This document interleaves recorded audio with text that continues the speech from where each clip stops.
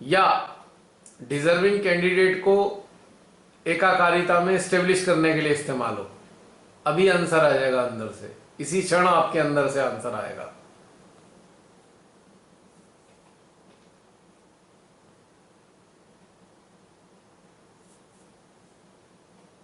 वाला ही आ रहा है, आ रहा है ना? मतलब बिल्कुल क्लियर हो रहा है कि जैसे हमें एक माध्यम मिला, उनको भी मिलना चाहिए। एग्जैक्टली ढूंढ तो वो भी वही रहे जो हम ढूंढ रहे थे, हमें मिला तो उनको भी मिलना चाहिए। और अब केवल वो आएंगे जिसके लिए श्री माता जी प्रणाम करती थी, सत्य साधकों को मेरा प्रणाम। ये वो सत्य साधक आ रहे हैं अब जिनको मां ने कितने साल पहले प्रणाम किए और हमेशा करती रही। उन्हें पता था पाइपलाइन में है, सारे जन्म ले लेके आएंगे, या जन्म लिए हुए हैं तो अनावृत होगा, उनका एक एक्सपोजर होगा, या उनको समझ में आएगा कि अरे हमारा तो पर्पज ये है जन्म लेने का। अब वो आ रहे हैं, उच्च दर्जे की सोल। अब कनेक्टिविटी उनको प्राप्त होनी है, उच्च दर्जे की सोल्स को, जिनका पिछले जीवन में कनेक्टिविटी रह गई थी, उससे पहले के सारे काम कर चुके थे वो अब आ रहे हैं। उसमें कुछ कराना धराना नहीं है, बस कनेक्टेड हो जाओ और मजे करो बस, और स्टेब्लिश करो कनेक्टिविटी को, अभ्यास करो, और कुछ नहीं चाहिए। आप कनेक्टिविटी का माध्यम बनेंगे और बस उनको कहना है कि जो आपको महसूस हो रहा है इसको बनाए रखने के लिए आप बस जो करते आ रहे हो वैसे ही करो, कुछ बदलने की जरूरत नहीं है। लेकिन इस तरीके से भी कर सकते हो अगर चाहो तो, क्योंकि अब आपको कनेक्टिविटी मिल गई। आप अपना किस तरीके से इसको मेंटेन करोगे, दिस इज योर आइडिया। अब वो भी कोई प्रोसीजर नहीं, दे इज प्रोसीजर फ्री व्यवस्था आ गई है। अब ये प्रोसीजर फ्री सिस्टम है, there is no procedure at all. जैसा उन्हें अच्छा लगे, कनेक्टिविटी उन्हें समझ में आ गई, अब उसको कैसे मेंटेन करेंगे उन्हें छोड़ दो, अब उस चक्कर में हमें नहीं पड़ना। नया दौर है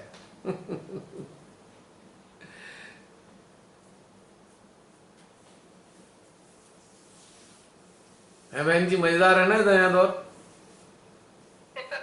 बिल्कुल।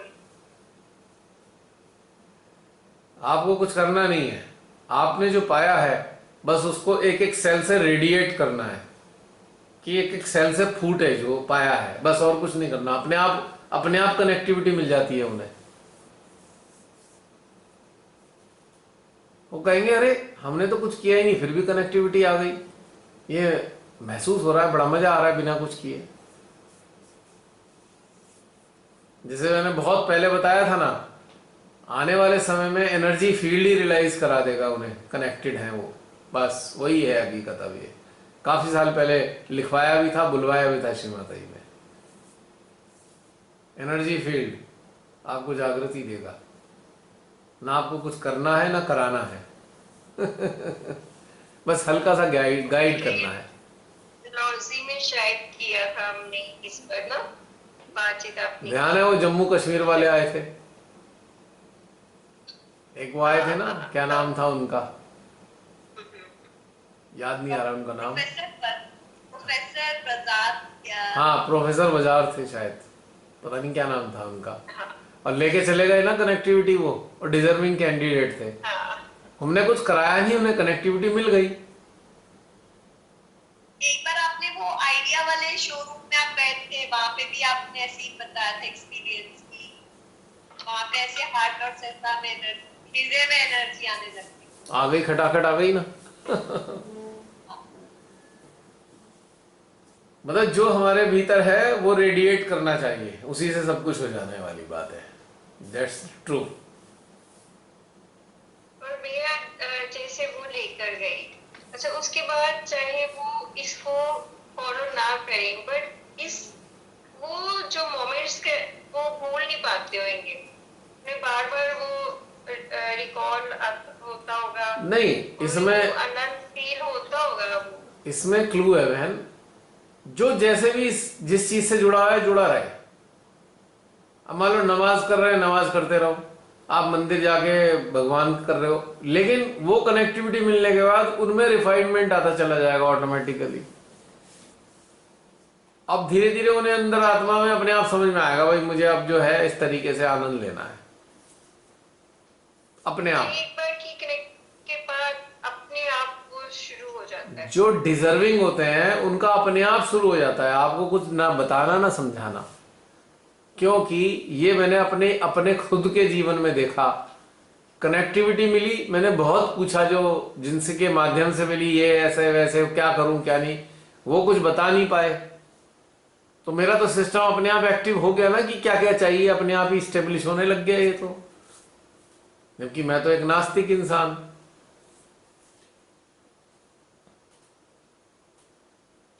ये मेरे अपने खुद के जीवन में हुआ है, ये सत्य घटना है ये, कि मैंने कुछ फॉलो नहीं किया। जिन्होंने बताया बताया, पर फॉलो मैंने कुछ नहीं किया।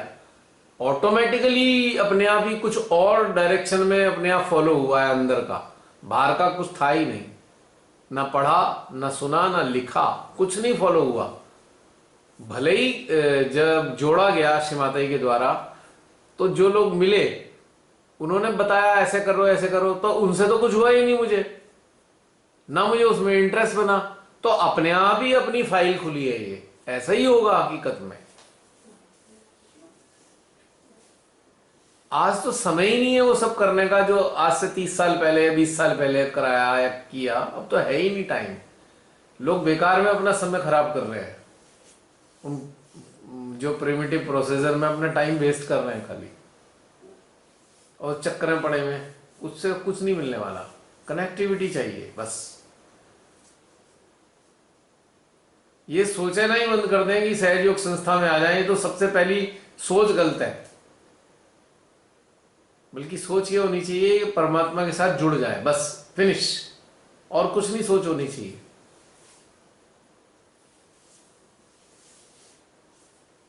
उस वक्त जरूरत थी, चलो भाई जुड़ जाओ, संस्था से जुड़ जाओ, क्योंकि उस वक्त अंदर जो है पके नहीं था सिस्टम हमारा, परिपक्व नहीं था, और लोगों का भी परिपक्व नहीं था, और लोग उस लेवल के खोजी भी नहीं आ रहे थे। पहले वो उस टाइप के खोजी नहीं थे। आज तो प्योर खोजी हैं, और उनको केवल कनेक्टिविटी चाहिए। उन्हें ये प्रोसीजर नहीं चाहिए, उन्हें सिस्टम नहीं चाहिए, उन्हें संस्था नहीं चाहिए, उन्हें कनेक्टिविटी चाहिए। So all of you are the medium of connectivity, providing connectivity, all of you. जो भी लोग अभी यूट्यूब पे जो सुन रहे हैं, आप लोग यदि इस स्थिति में आ चुके हैं, तो आप ये सब समझ लीजिए कि आप लोगों को कनेक्टिविटी प्रदान करने के माध्यम हैं। मां आपके माध्यम से उन्हें कनेक्टिविटी दे रही है। अब वो झंझट में मत पड़ो, ये तरीका नाड़ी और ये संतुलन वो भूल जाओ, फॉरगेट अबाउट इट। अब किसी चीज की आवश्यकता नहीं है आज की तारीख में, ना संतुलन की, ना क्लींजिंग की, ना सफाई की, ना संतुलन की। कनेक्टिविटी मिलते ही ऑटोमेटिकली संतुलन और क्लींजिंग शुरू हो जाएगी, आपको कुछ करना ही नहीं है उसमें। अब जैसे आपके घर में बहुत सारे इलेक्ट्रिकल अप्लायंसेस हैं, ठीक है, बंद पड़े हैं, कनेक्टेड है लेकिन बंद पड़े हुए हैं, मतलब लाइन खींची हुई है लेकिन करंट नहीं है। अब जैसी बिजली आती है सब अपने आप चलने लगते हैं ना। स्टेबलाइजर लगा हुआ है, स्टेबलाइजर का काम क्या है? करंट में संतुलन देना। करंट में संतुलन देना स्टेबलाइजर का काम है। करंट आया और स्टेबलाइजर या सर्वो ने अपना काम करना शुरू किया, वो सारे घर की बिजली में संतुलन स्थापित करेगा। तो एक हमारे अंदर स्टेबलाइजर है, वो हमारा सेंट्रल हार्ट है। सेंट्रल हार्ट को काम करने के लिए क्या चाहिए? करंट चाहिए। सहस्त्रार से करंट आया, स्टेबलाइजर चालू हो गया, इसने सप्लाई शुरू कर दी सारे घर में, क्योंकि लाइन तो ऑलरेडी कनेक्टेड है। तो करना क्या है? जिन जिन जो जो डीप डेप्थ वाले खोजी आएंगे, बस उनके स्टेबलाइजर को करंट देना है बस, और कोई काम नहीं करना। और सेंट्रल हार्ट है स्टेबलाइजर, और कोई कार्य नहीं है हम लोगों के माध्यम का, कुछ नहीं है, बस फिनिश।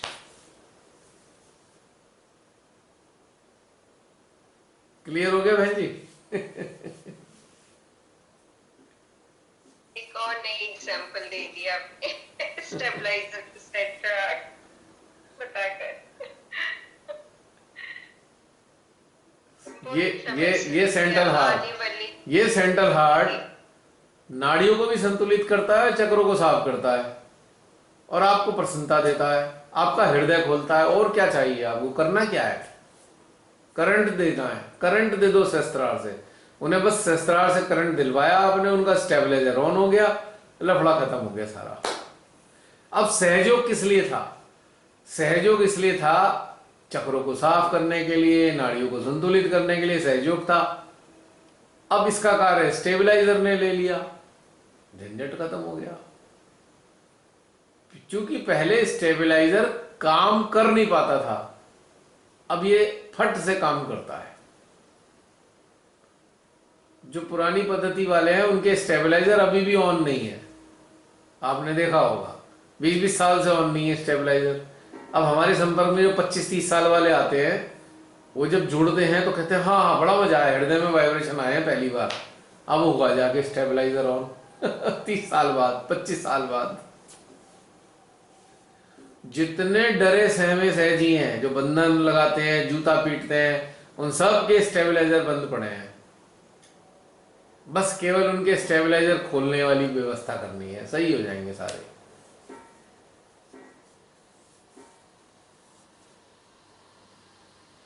है ना, कितना सरल काम। ये हमारा टारगेट है, ये हमारा काम है एक्चुअली। एक जो एक्चुअल इंस्ट्रूमेंट है उनका बस यही कार्य है, स्टेबलाइजर को चालू करना। उनके पावर भी माँ देने वाली है, हमें वो भी खुद से प्रोड्यूस नहीं करनी पावर। हमें तो लाइन खींचनी है अपने हार्ट से, उनके हार्ट तक एक वायर खींच दो, करंट श्री माता जी अपने आप पहुंचा देंगी।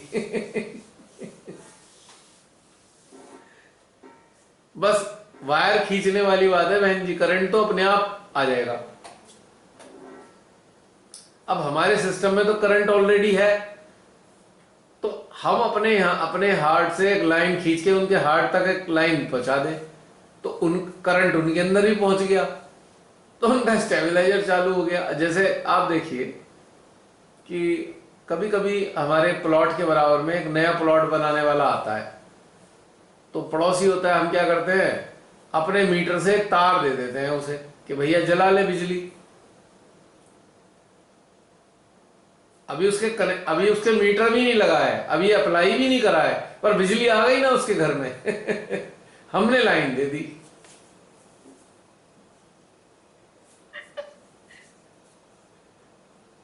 तो बिल्कुल ऐसा ही हमारे को अब कर रहा है। अब हमारा एक नया विजन होना चाहिए, एक नया परसेप्शन है ये कि कनेक्टिविटी प्रोवाइडर है। We all are the provider of connectivity, connectivity provider.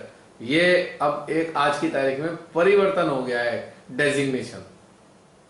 आज ये वाला डेजिग्नेशन है हमारा।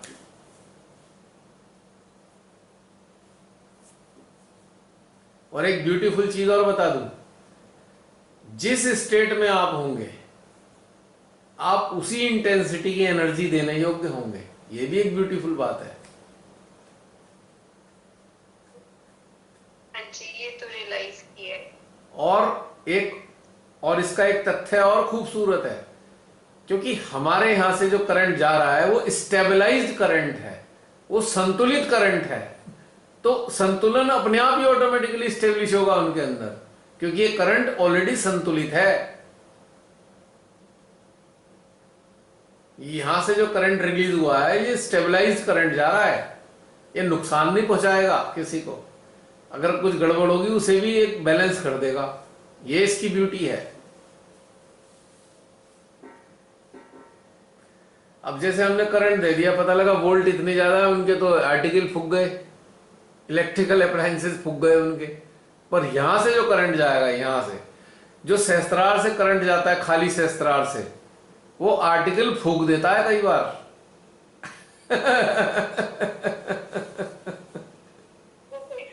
खराब कर देता है। सहस्त्रार से सहस्त्रार अगर करंट दे दिया ना, वो सिस्टम खराब कर देता है। क्यों?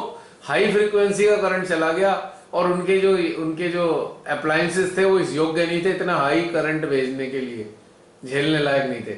जब आपने स्टेबलाइजर से करंट दिया तो वो करंट उतना ही करंट देगा जिससे उनके वो ना फूक जाए आर्टिकल्स। ये खास बात है।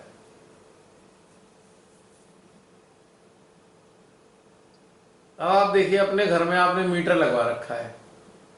मीटर से जो करंट आया है, पहले ज्यादातर घरों में क्या है, 3 कटआउट होते हैं और कटआउट के बाद में एक ऑटोमेटिक चैनलाइजर होता है। ऑटोमेटिक चैनलाइजर 3 फेज का अगर कनेक्शन है, 3 फेज का कनेक्शन, तो हमारे भी 3 फेज हैं, ईड़ा पिंगला सुषुम्ना 3 फेज हमारे हैं, बिजली के भी 3 फेज हैं। अब उस 3 फेज से जो करंट आया है तो हमने कहा दिया, एक पहले कटआउट को दिया जिसमें फ्यूज लगे होते हैं, ठीक है। और कटआउट के बाद वो करंट हमने एक चैनलाइजर को दिया है कि अगर एक एक फेज में बिजली नहीं भी आएगी तो ये जो चैनलाइजर है, ऑटोमेटिक चैनलाइजर, ये किसी भी 2 फेज से या 1 फेज से करंट लेकर आगे चैनलाइज कर देगा, घर को रोशन रखेगा। कई बार क्या होता है कि हमारे 3 फेज लगे हुए हैं और हमने ऑटोमेटिक चैनलाइजर नहीं लगा रखा है, तो क्या होता है कि अगर एक फेज चला गया तो उस फेज की सारी लाइट हमारे घर की कट गई, बाकी आती रहती है, उस साइड की नहीं आ रही। लेकिन जब ऑटोमेटिक चैनलाइजर लगा लेते हैं तो अगर एक 3 में से एक फेज भी आएगा तो एक फेज से वो सारा करंट बना के तीनों चैनल में बनाकर भेज देगा, तीनों फेज के जिनके भी हमारे कनेक्शन लगे हुए हैं, तो सारे घर की लाइट आती रहेगी। ये खास बात होती है। तो उसके बाद हमारे घर के अंदर आती है लाइट जो इलेक्ट्रिकल, फिर हमारी वो लाइट जाती है स्टेबलाइजर में या सर्वो में, जो उस करंट को स्टेबलाइज करता है। अगर बहुत हाई वोल्टेज आ रही है तो उसे उसे मेंटेन कर लेगा, अगर लो वोल्टेज आ रही है तो उसे ठीक कर देगा। ये स्टेबलाइजर या सर्वो का काम होता है। वहां से जाकर गुजरता है करंट हमारे घर के सारी चीजों में। उससे क्या लाभ होता है, कोई चीज खराब नहीं होती, सब चलती रहती है। तो ये ब्यूटीफुल सिस्टम हमारे अंदर भी बना हुआ है पूरा। ये मीटर लगा हुआ है, सहस्त्रार मीटर का है, यहां पे करंट आ रहा है मीटर में, और यहां से एक लाइन हमने अपने स्टेबलाइजर में दे दी। और इस फीज में हमारे 3 फेज भी आ गए, कंठ में 3 फेज भी हैं, 3 विशुद्धि 3 फेज। आज्ञा से जोड़ लो आप चाहो तो तीनों, आज्ञा में तीनों लाइनें का कनेक्शन लगा हुआ है, त्रिकुटी पे तीनों जो है फेज मिलते हैं। तो ये हमारा चैनलाइज, ये चैनल है। चैनल को मतलब कहते हैं ना, चैनल में कन्वर्ट करने वाला आज्ञा चक्र में आ गया यहाँ पे, अगर ये एनलाइटेंड है। उसके बाद यहाँ स्टेबलाइजर में पहुंचा है, ठीक है ना। ये सारी चीजें हैं हमारे अंदर, बिल्कुल वही व्यवस्था हमारे अंदर है। तो हमें जो करंट देना है, हमें अपने मीटर से नहीं देना, हमें अपने स्टेबलाइजर से जोड़ने वाली लाइन से देना है, ताकि उसको नुकसान ना हो जाए। कहने का मतलब ये था बहन जी, है ना। हाँ जी भैया, तो आपने शुरू से ही ऐसे ही सिखाया है, पहले सेंट्रल आर्ट, फिर अपने संस्कार पे जाओ और फिर अगले के संस्कार। एग्जैक्टली पहले दिन से ही आपने सेंट्रल हार्ट कनेक्टेड होना जरूरी है। किसी को देना हो तो सेंट्रल हार्ट उसमें शामिल होना चाहिए। अगर सूखा सूखा शस्त्रार से शस्त्रार दे दिया तो गड़बड़ हो जाएगी, उसके आज्ञा के नाग जाग जाएंगे, फिर वो डसेंगे उसको भी और आपको भी फुफकारेंगे, आपके ऊपर भी। सेंट्रल हार्ट से जाएगा तो आज्ञा के नाग नहीं जागते, शस्त्रार से अगर जाएगा तो आज्ञा के नाग जाग जाएंगे, यानी कि सर्किट में गड़बड़ आ गई ना। हाई फ्रीक्वेंसी करंट है, बिना स्टेबलाइजर हो गया, आगे चला गया तो गड़बड़ कर दी उनने। तो ये एक चीज ध्यान रखने वाली होती है।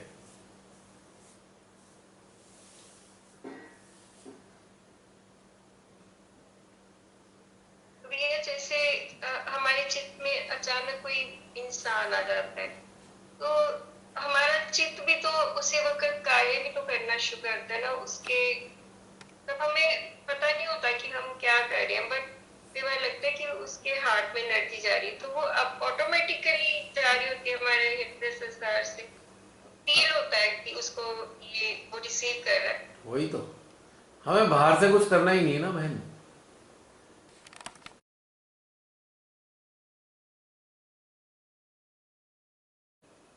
बाहर से कुछ करने वाला तो काम खत्म हो गया ना। फिनिश। खत्म। ऑटो मोड पे आ गए ना अब सारे, जो भी इस स्थिति में है वो सब ऑटो मोड पे है।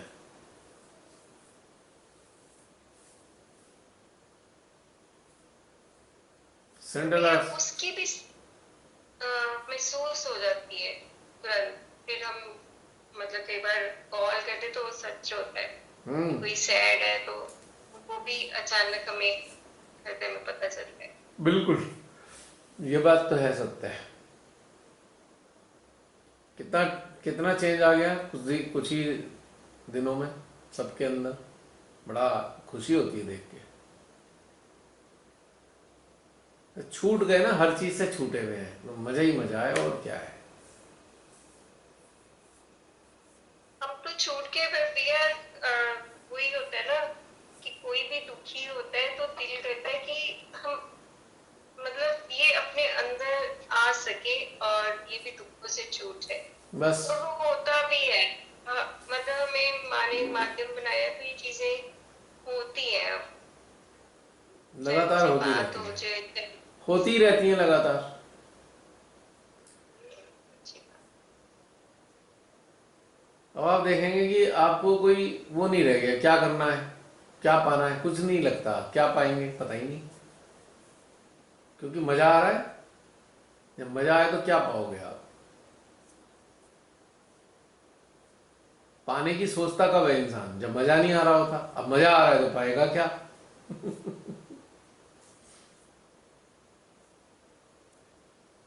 स्टेटस बदल गया ना।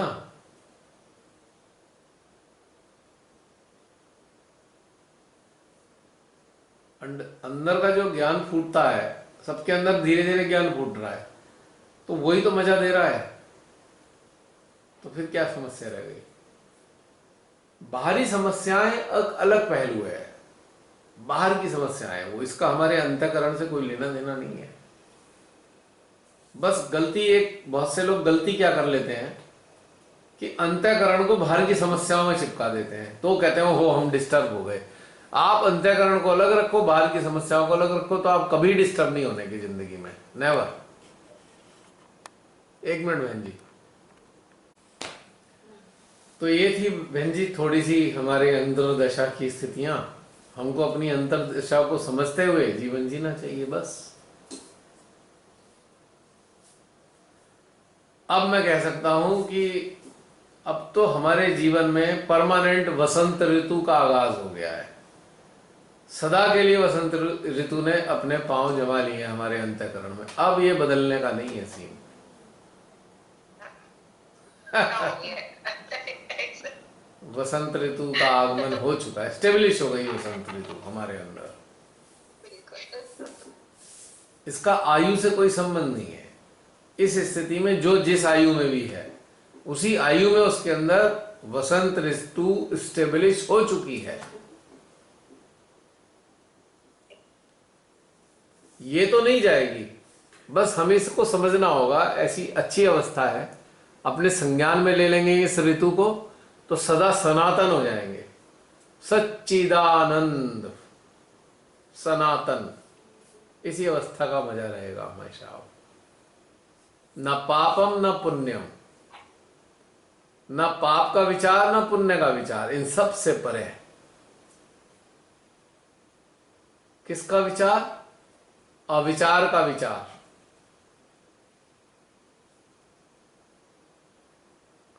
अमन का विचार, आनंद का विचार, निरानंद का विचार, सदानंद का विचार। अब तो यही रह गया है बस, बाकी सब समाप्त हो गया।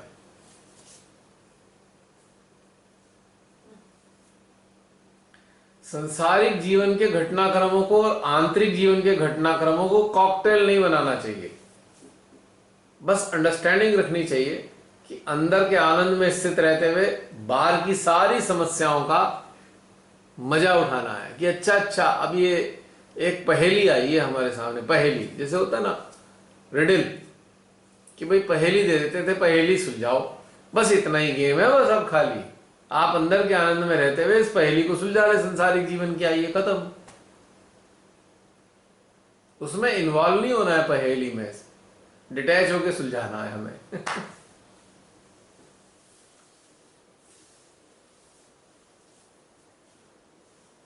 अब जैसे हम घर में खाना बनाना है हमें, अब खाना बनाने के लिए हम बहुत सारी चीज़ें बाजार से लाते हैं, उन्हें फिर साफ करते हैं, उनको साफ कर करा के एक रेसिपी हमें जो पता है हम उसे हिसाब से उसे तैयार करते हैं, फिर पकाते हैं, फिर उसके बाद जाके खाते हैं या खिलाते हैं।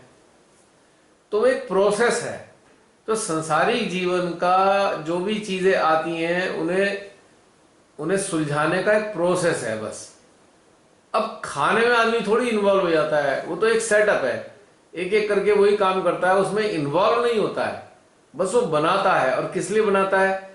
कि भाई सबको आनंद आए खाना खिला के, जो हम बना रहे हैं उसमें सबको अच्छा लगना चाहिए, हमारे अंदर फीलिंग ये आती है। तो ठीक इसी प्रकार से संसारिक चीजें हैं, उसको खाने की तरह ही टैकल करना चाहिए, इन्वॉल्व नहीं होना है उसमें,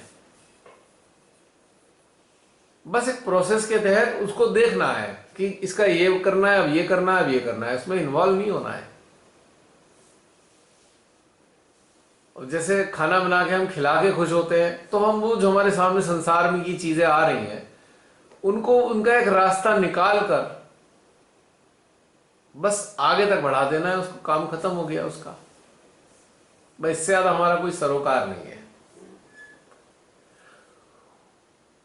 हमारा जो सरोकार है वो तो बस परमेश्वरी के से ही है, और किसी से हमारा कोई सरोकार नहीं है। अब परमेश्वरी के जो बच्चे हैं उनसे तो ऑटोमेटिकली सरोकार हो जाता है, उनसे अलग से सरोकार बनाने की सोचने की जरूरत नहीं है, वो ऑटोमेटिकली बन गया। वो तो सेल हैं उनके, परमेश्वरी के सेल हैं वो सारे, और हम भी उनका सेल हैं। तो परमेश्वरी से सरोकार होते ही उन सबसे भी तो सरोकार हो गया, हमें अलग से स्टेब्लिश करने की जरूरत नहीं, वो पार्ट एंड पार्सल है उसका,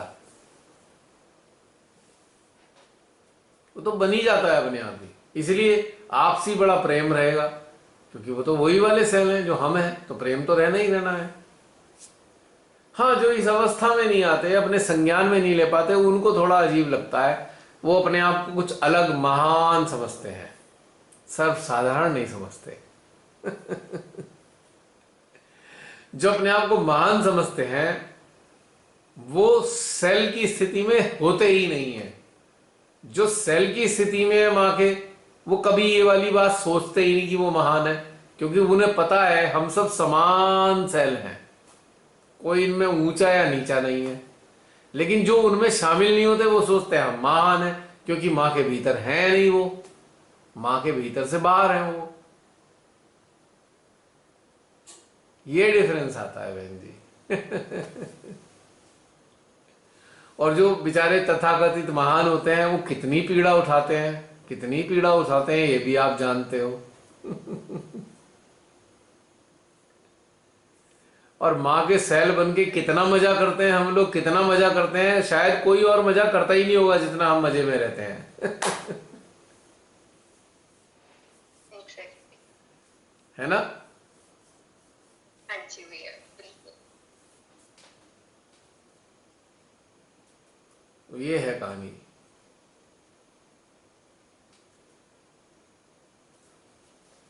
और बताइए, हो गया क्वेश्चन सॉल्व? हाँ जी भैया। आज तो ऐसे लग रहा है कि जैसे फेस पर भी पूरी वाइब्रेशन में बहुत ज्यादा मतलब फील हो रहा है इसी चीजें ना। जी बहन जी। हाँ जी, और कोई? वरना फिर समाप्त करें, समय हो रहा है। नाम याद आ गया, प्रोफेसर बकार। प्रोफेसर वकार, यस यस यस, आ गया अंदर। हाँ हाँ जी, और कोई है कुछ अपना शेयर करना चाहे? वरना फिर जय श्री माता जी बोल देते हैं सबको।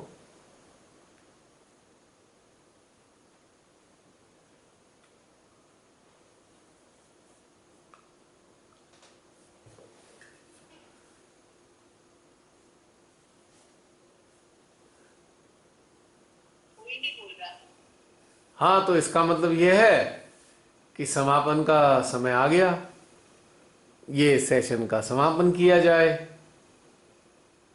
अगर शेयरिंग नहीं है तो समापन है, और अगली बार एक नया प्रारंभ है। ओके। ठीक है, तो सभी को जय श्री माता जी। जय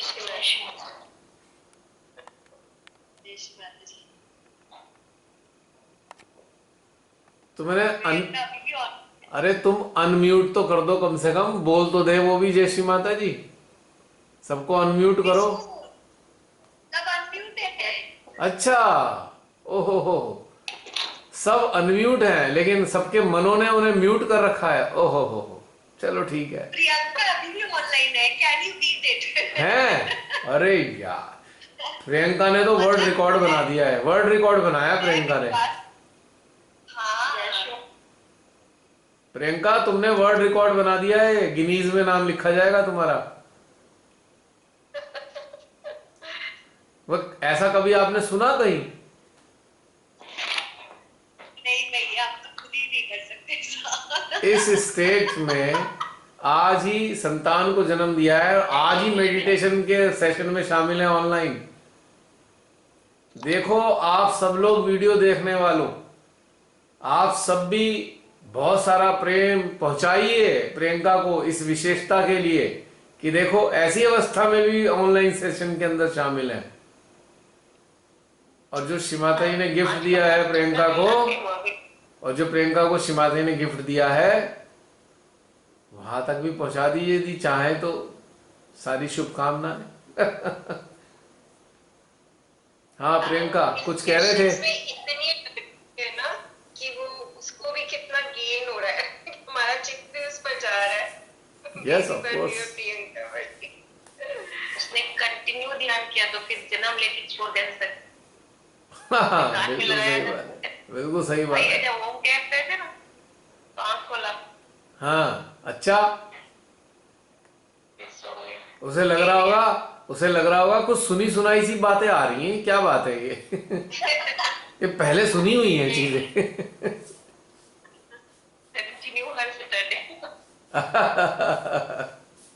चलो बहुत अच्छी बात है। पता है इसने ना 2 बजे अपनी भाभी, 2 बजे शायद डिलीवरी होगी, 3 साढ़े 3 अपनी भाभी को जब कॉल किया और बात करनी थी तो उसकी भाभी के लिए यू आर टॉकिंग सिस्टर।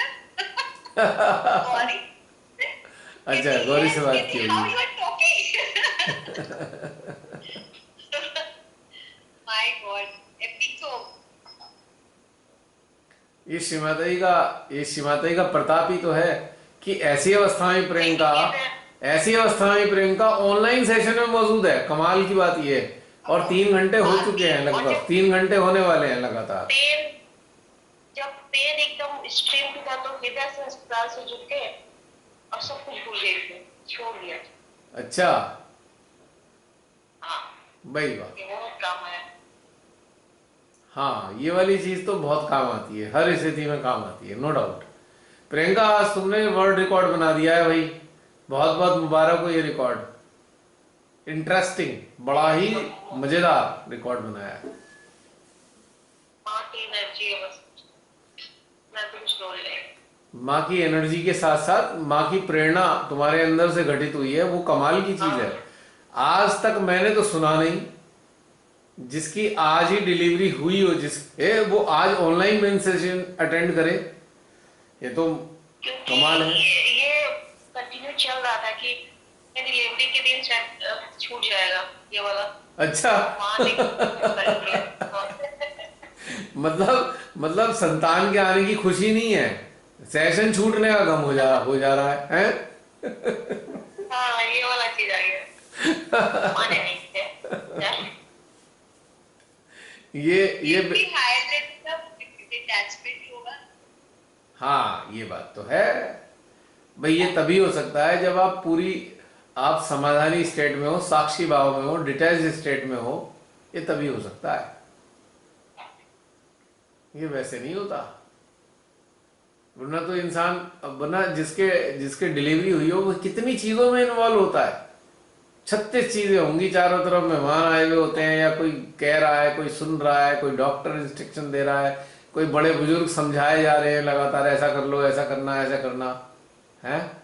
ऐसी ऐसी कुछ स्थिति भी में नहीं, कौन पर आता कम है? से कम बॉडी बॉडी भी तो साथ नहीं दे रही, आप पूरे टूटे फूटे रहते हो उस समय। हाँ, और सबसे बड़ा तो बॉडी शरीर में बहुत सारे चेंजेस हो रहे होते हैं, अजीब अजीब लग रहा पेन होता है। आता है।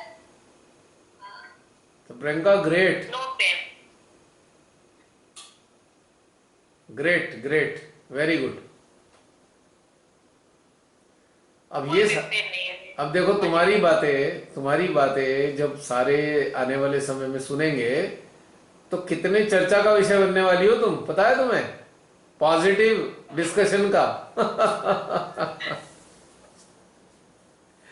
कि भाई एक पटना में स्मूथली।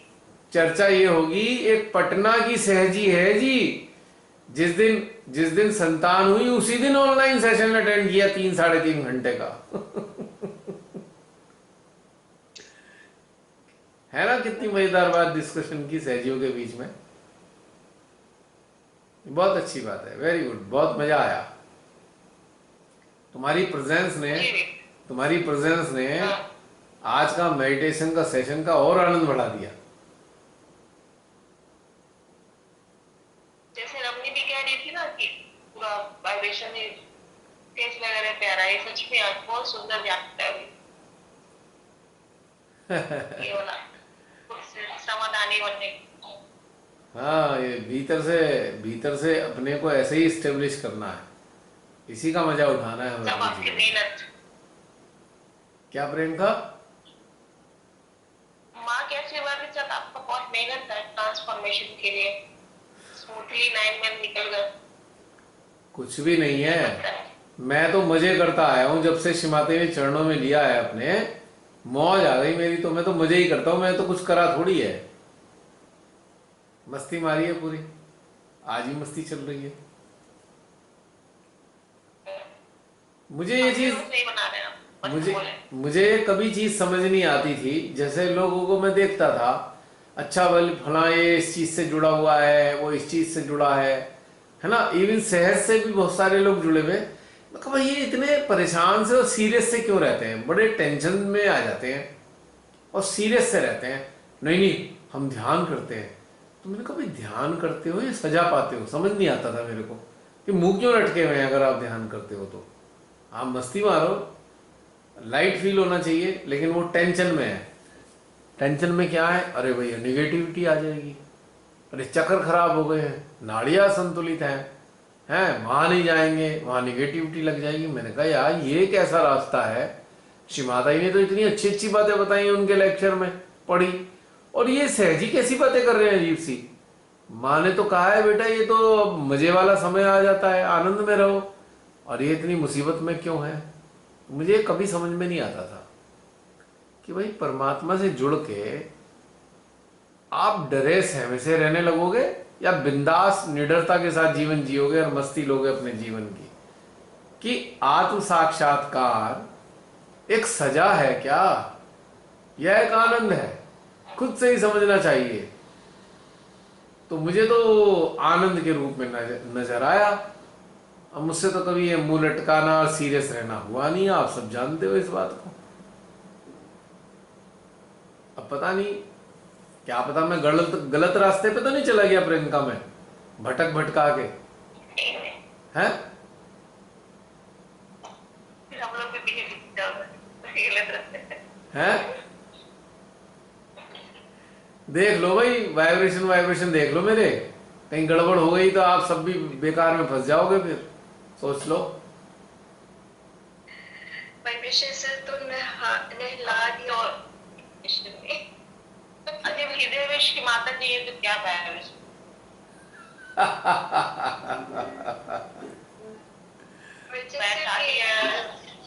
देखो एक तुम्हें रहस्य की बात बताऊं, जो सहजी बहुत अच्छे ऊंचे स्तर के होते हैं, माँ सोचती है इनके हृदय में जाके क्या करूं, ये तो पहले ही अच्छे हैं। नलायकों के हृदय में रहती हैं वो, मेरे जैसे नलायकों के हृदय में। इनको पता है नलायक है, कुछ करेगा तो है नहीं, ये उल्टा सीधा ही करता रहेगा, तो इसके हृदय में रहूं ताकि ये सीधा चल सके। अच्छे सहयोगियों के हृदय में वो क्या करेंगी भला? उन्हें क्या जरूरत है उनके हृदय में जाने की? जो पहले ही सीधे सच्चे सहजी हैं, पूरा नियम से ध्यान करते हैं, सुबह 4 बजे उठ के ध्यान करते हैं नियम से, कोई भी सेंटर नहीं छोड़ते हैं, कोई पूजा नहीं छोड़ते हैं, कोई सेमिनार नहीं छोड़ते हैं। तो इतने अच्छे लोगों के हृदय में शिव माता जी को क्या जरूरत है जाने की, बताइए। जो उनके गड़बड़ सड़बड़ बच्चे हैं उन्हें लाइन पे लाने के लिए तो हृदय में रहना पड़ता है उनको। समझ में आई प्रेम का? इसलिए कह रहा हूं कुछ गड़बड़ है मेरे अंदर, है बहन जी? सही है ना बात ये? तो हम सबके अंदर गड़बड़ हो, माता की कृपा हो। भाई तुमने ये वाला रास्ता अपना लिया तो भाई तुम सबके अंदर गड़बड़ तो हो ही गई। अब देख लो क्या होगा पता नहीं। अंदर से ही गड़बड़, क्या ये गड़बड़ सही लग रही है। अंदर से फील गुड फैक्टर दे रहा है। एक्चुअली मेरी नालायकी तो ऐसी हालत में थी, जब श्रीमाता ने जोड़ा और 1.5 महीने बाद पहली बार श्रीमाता जी का आभास हुआ, तो मैंने श्रीमाता जी से उसी दिन कह दिया था, माँ देखो ये आपका बच्चा किसी मतलब का नहीं है, सही नहीं है, और यदि इसे सही चलाना है तो आपको साथ रहना पड़ेगा, वरना ये तो उल्टे सीधे ही काम करेगा, सीधी बात है। तो माँ जो है मजबूरी में मेरे हृदय में रहने लगी अब, कि भाई गड़बड़ ना हो जाए। इसलिए बेचारी माँ तो माँ होती है ना, अपने माँ बच्चे का ख्याल रखने के लिए वो सब कुछ करती है। तो मुझे तो लगता है जितने भी नालायक टाइप के लोग हैं उनके हृदय में माँ को रहना पड़ रहा है मजबूरी में, और जितने अच्छे हैं उनके किसी के हृदय में नहीं रहती, इसीलिए कि वो तो पहले ही ठीक है। माँ तो ठीक करने के लिए आती है ना हमारे हृदय में, है ना? सही है ना? आप जो कह रहे हो अच्छा ही लग रहा है।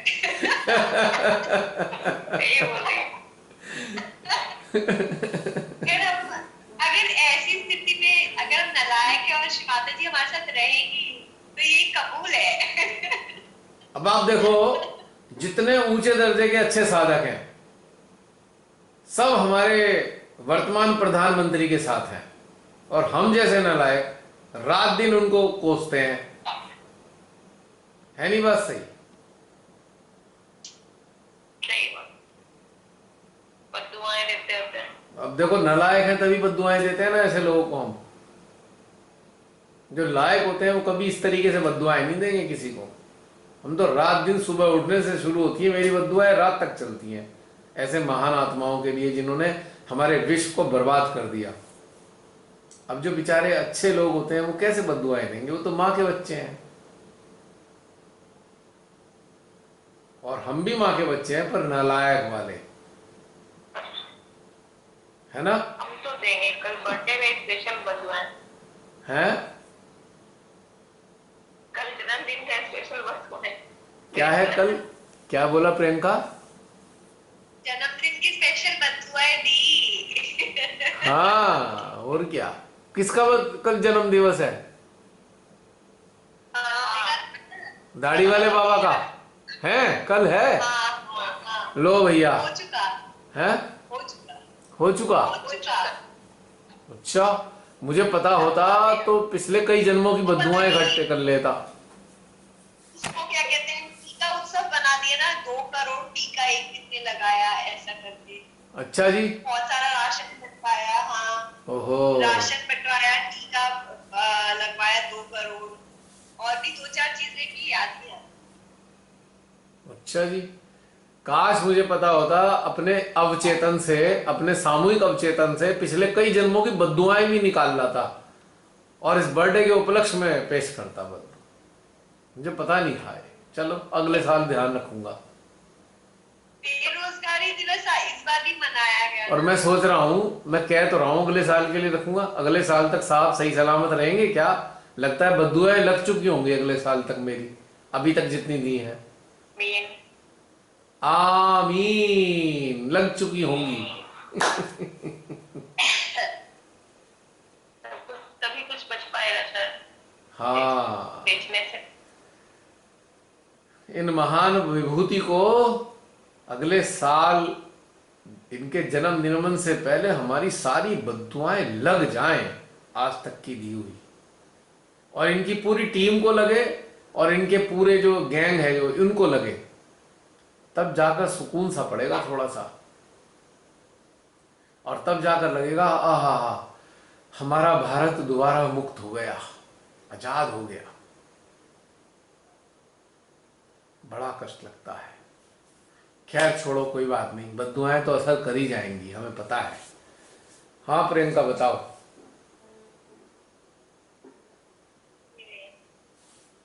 आज सुबह में मेरी बेटी उठी तो मीरा उठी तो वही थी, मम्मा एक सपना देखे हैं कि जो तुम्हारा मोदी है ना, जो टीवी में दाढ़ी वाला है, वो बहुत लोगों को गोली से मार दिया, हजारों लोगों को, अपने सैनिकों से। अच्छा। न्यूज़ की है, सुबह में बताया ही मुझे, ओहो। बस सपने में देख। अच्छा, तो सच ही देखा ना उसने, वो सच ही देखा ना। कोरोना नाम की गोली से कितने लोगों को मारा है इस महादुष्ट ने, मारा ही है। अपने सैनिकों को कहा कि सबको मार दो, तो मार दिया मम्मा, ऐसे बोल रही थी वो। और सैनिक हैं इसके सहयोगी, जो इसके सहयोगी हैं वही सैनिक हैं, और गोली है कोरोना। कितने लोगों को मारा? 42 लाख से ज्यादा लोग मारे गए इस साल में, 42 लाख। जैस्मीन ने बताया, क्या चीज प्रियंका? अभी जैस्मीन ने बताया ना कितने लोगों का दोष पड़ा है, वही अब समझ में आ रहा है, कोरिलेट। और क्या? 2 करोड़ लोगों को जो वैक्सीन, क्या बोला जसलीन? आवाज क्लियर नहीं आ रही। जो प्रियंका कह रही है ना गोली लगी है, तो वो कोरिलेट करिए जो कल 2 करोड़ लोगों को लगा है टीका। वही तो कह रहा हूं मैं, वही तो कोरोना है। हाँ हाँ, वही आपने जो क्या कहा वो कनेक्ट करिए। वही तो मैं कह रहा हूं, पहले 42 लाख लोगों को मारा, अब बाकी 2 करोड़ों का कांड कर दिया।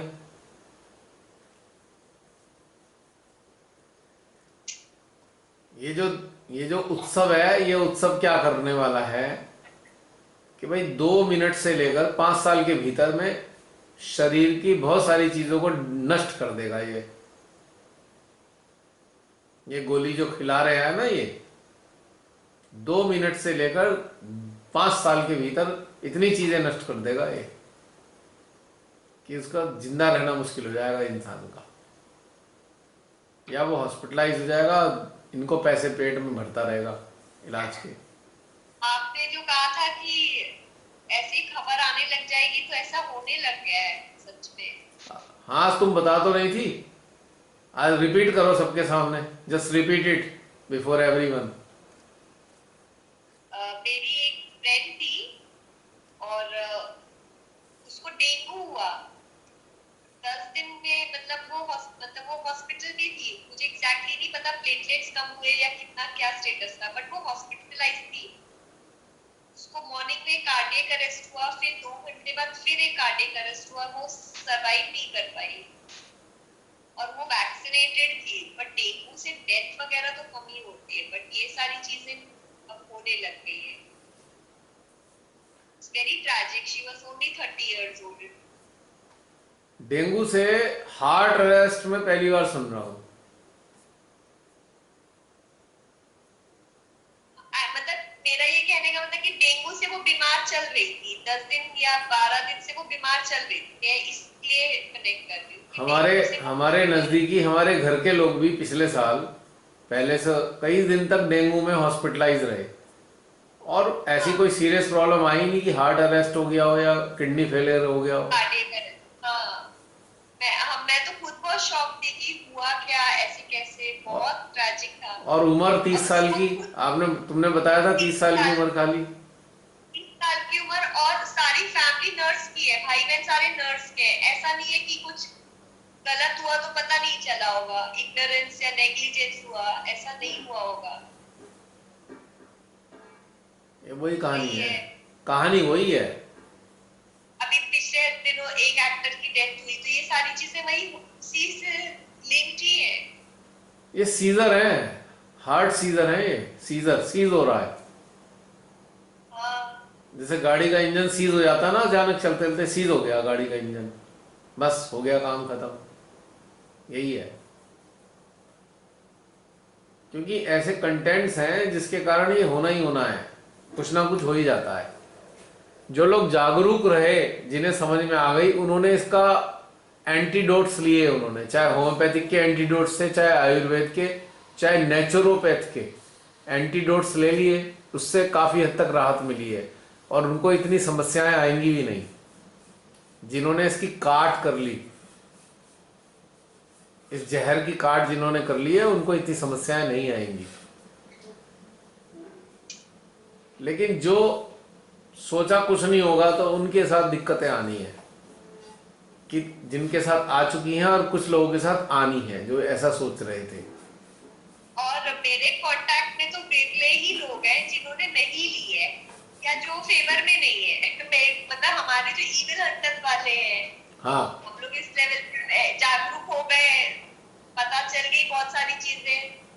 नहीं तो जो दाएं बाएं ऊपर नीचे सब लोग जैम टेस्ट से, और फेवर में ही है, ठीक है, बाकी चीजों के लिए भी लगता ही है, कोई बात नहीं, देखते हैं, सब लगवा रहे हैं, ठीक ही होगा। एक दिन पूरे वर्ल्ड में जितने भी कंट्री है ना, वर्ल्ड वाइड जितने कंट्री हैं, उन सबकी कंट्री की जो सरकारें हैं वो एक रिक्वेस्ट निकालेंगी, भाई जिन्होंने वैक्सीनेशन ली है वो हमारे बड़े काम के हैं और कृपया अपना अपना ब्लड दे दो, लोगों की, बहुत सारे लोगों की जान बचानी है। एक दिन ये आएगा सामने, जिन्होंने नहीं ली है। हाँ, वो ही जान बचा पाएंगे लोगों की। वो तो कंटेमिनेटेड है, वो कैसे जान बचाएंगे? उनका ब्लड ही कंटेमिनेटेड है, वो तो किसी को ब्लड भी डोनेट नहीं कर सकते, उसे ही बीमार कर देंगे। इनका ब्लड भी किसी को बीमार कर देगा, जैसे वो ड्रग्स का लेने के बाद होता है ना कि ड्रग वालों को नहीं देंगे ब्लड किसी के अंदर। अच्छा, हमारा ही ब्लड काम आएगा। बता रही थी कि कनाडा से एक लेडी है, वो देहरादून आके सेटल हो गई, कहती वहाँ वैक्सीनेशन के लिए जबरदस्ती कर रहे थे तो अब मुझे तो लगवानी थी, तो वो आ गई देहरादून। ऐसे बहुत सारे लोग वापस आएंगे। और वो फॉरेनर है, वो कैनेडियन सिटीजन है, इंडियन नहीं है। भाई जिन्हें पता है ना कि वो जहर है तो वो कैसे लगवा लेंगे? बताओ कैसे लगवाएंगे? या तो वो क्या करेंगे, भैया मार देंगे गोली, किसी को जबरदस्ती कोई लगाएगा गोली मार देंगे उसे कि तू हमें हत्या करना चाहता है, हम तेरी हत्या कर देते हैं सेल्फ डिफेंस में। और होना यही चाहिए। हमारी सेंट्रल गवर्नमेंट का आदेश नहीं है कि मैंडेटरी है, हेल्थ डिपार्टमेंट का आदेश नहीं है कि मैंडेटरी है, फिर भी ये जबरदस्ती मैंडेटरी कर रहे हैं। तो भाई हथियार रख लो, जो जबरदस्ती करे भाई उसको सेल्फ डिफेंस तो करना पड़ेगा ना अपना, करना ही पड़ेगा। और क्या। और वैसे श्री माता जी ने हथियार दे रखे हैं ना, उनका इस्तेमाल करो। इतनी पावर्स और इतनी शक्तियां हैं, इतने सारे काम है, वो करो, हो गया, हथियार का काम करेगा।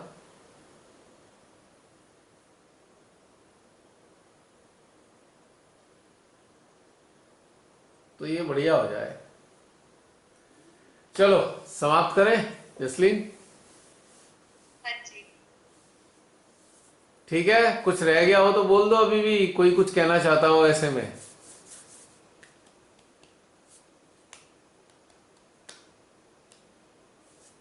अन्यथा फिर मिलते हैं अगले हफ्ते।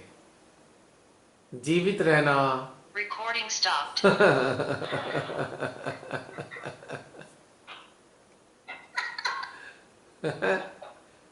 ठीक है नहीं? जय श्री माता दी। जय श्री माता जी।